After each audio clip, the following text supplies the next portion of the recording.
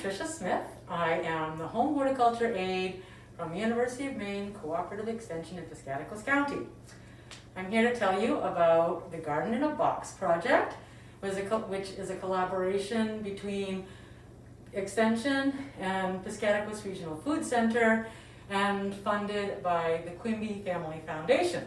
So the story behind Garden in a Box begins with One Tomato, which is a project that the University of Maine Cooperative Extension in Piscataquis County has been doing for about 6 years, where we take tomato seedlings to various places out throughout the county to give them out to folks to plant for themselves. And we give them some fact sheets so they have some instruction on what to do, and we talk about it a little bit and send them on their merry way. And at the end of the season, contact them again and see how the plants did.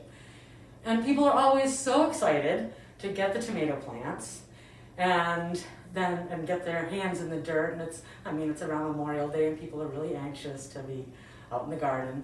And then at the end of the season, they're excited again to tell us how the season went.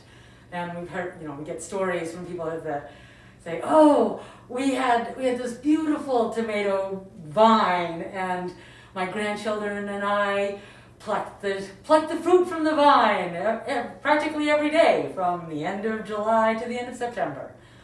And there was so much just joy and delight in these stories.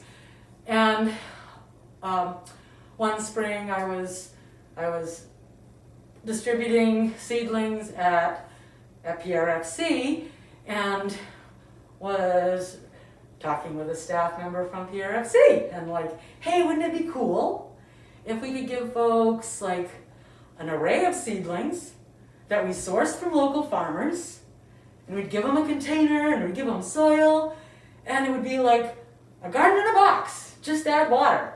So we got some folks together to plan a grant. And when we talked about what we wanted from Garden in a Box, we decided it was about wanting people to experience growing their own food and being successful. And what are the tools that they're going to need to do that? Well, of course, they're going to need the container and the soil and the plants, but they're also going to need some instruction. They're going to need, some coaching. So Master Gardener Volunteers came to mind. That's a program through Extension as our garden coaches.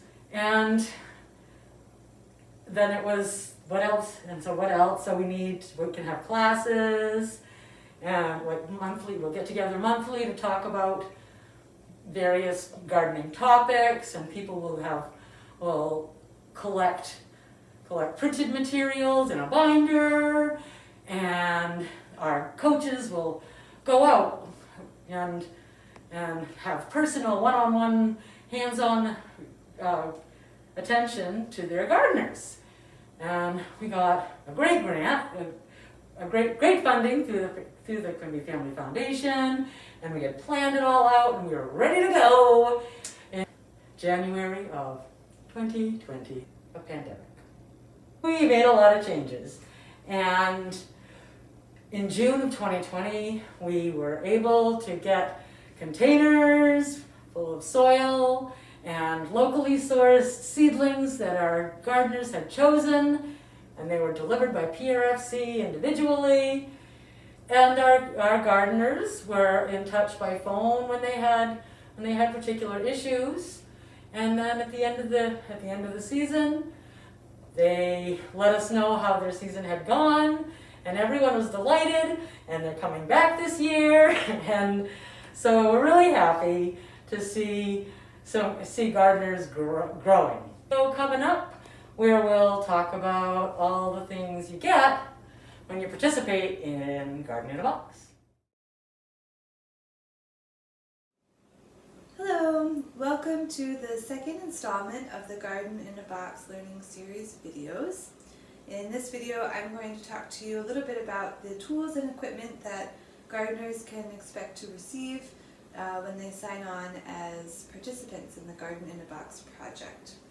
So, first and foremost, we've got the container garden itself. Now, this is a 15-gallon black felt cloth grow bag, and we chose this because it's actually quite porous on the outside. It will drain really well throughout the growing season.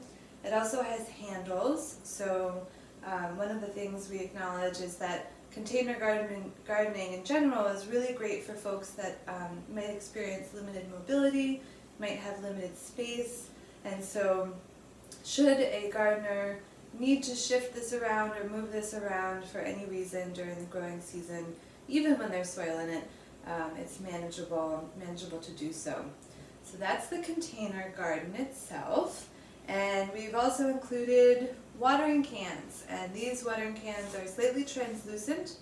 They also have measurements on the side, and these are good markers for gardeners to know how much they might be watering their garden throughout the season, or how much a particular seedling might need as it matures before harvest. And so we've got these included, and we also have some trowels for when gardeners actually plant their seedlings with garden coaches in June. So in addition to these basic tools of container gardening, we have incorporated seedlings of a gardener's choice. So any seedling that's appropriate to grow in a container, a gardener can choose, and we've sourced our seedlings from local farms. So this year we're collaborating with the Marpond Farm in Sangerville and Ripley Farm in Dover Foxcroft. We also decided that we wanted to incorporate learning material. And so through partnership with the University of Maine Cooperative Extension at Piscataquis County, we've developed this binder. And in this binder, there is a series of publications through the extension that go through container gardening basics. There's also some information through DVDs called Victory for Me Gardening Series. And in addition to that, we also have included the Smart Gardener, and this is a guide for home gardeners that are interested in growing vegetables. And we understand that there's probably a lot more information about gardening in general and a variety of ways of gardening that are supplemental to gardening in a container. But we want folks to feel like they can learn as much as they'd like, and so we've included these materials. And along with that, we've got a variety of ways for gardeners to plan out their container.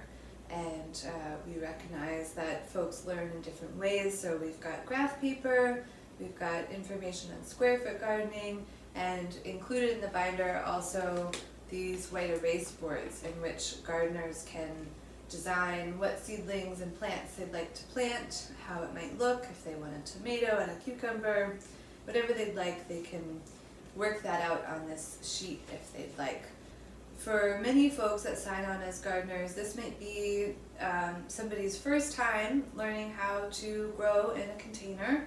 This might be somebody's first time learning how to grow any kind of plant. So every gardener gets matched up to a garden coach.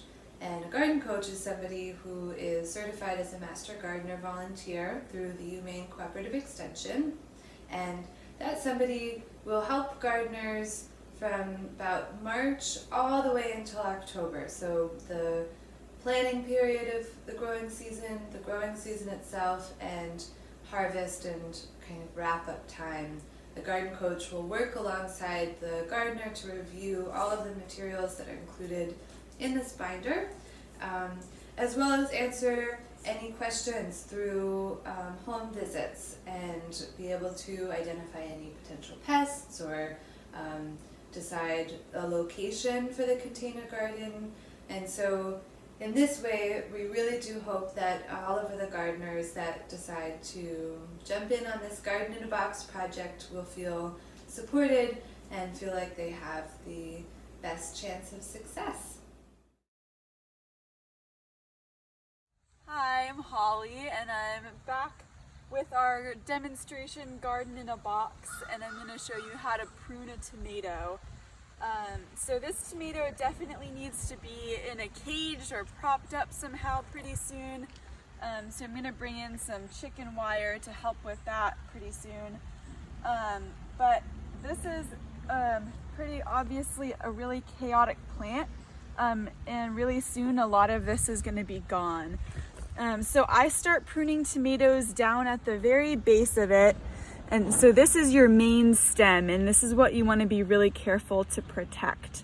These are the leaves. You can trim off most of these leaf branches up to the first fruiting body, and that looks like it's about right here. So I'm going to trim that leaf branch off, and then this coming out of the side here is what we're going to call a sucker.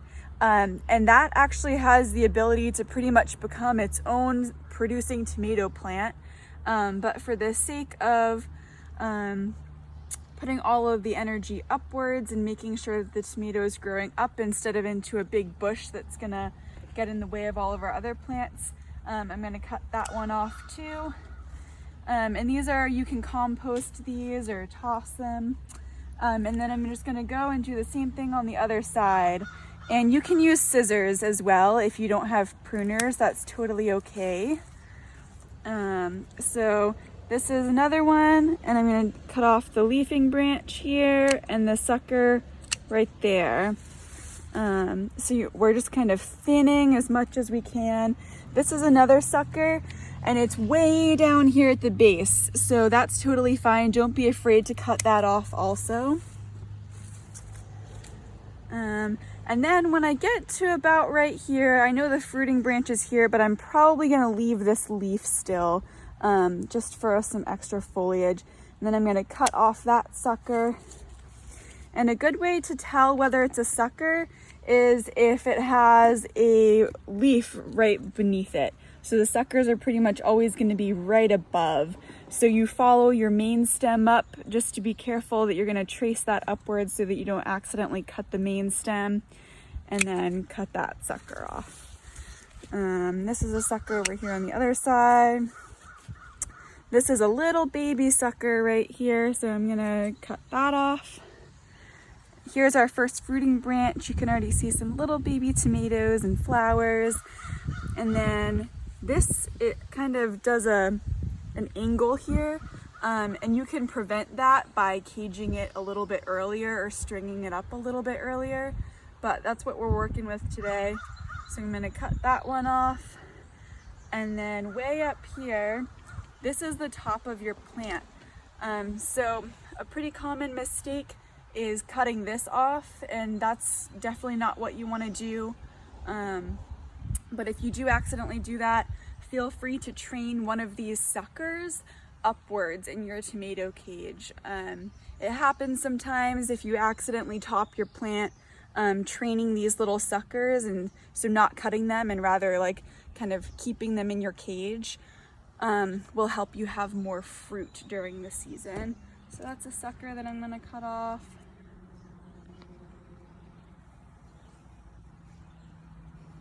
And that's the very top. So eventually we're gonna have some chicken wire around it to keep it nice and vertical, and that's gonna help support the plant. Otherwise, we can definitely have breakages that are gonna decrease the amount of fruit and health of the plant overall. But we have lots of great foliage here. And as you can see, our lettuce that I cut and harvested last week has regrown. So that's awesome, and it's ready for another harvest whenever we're ready for it. Thank you.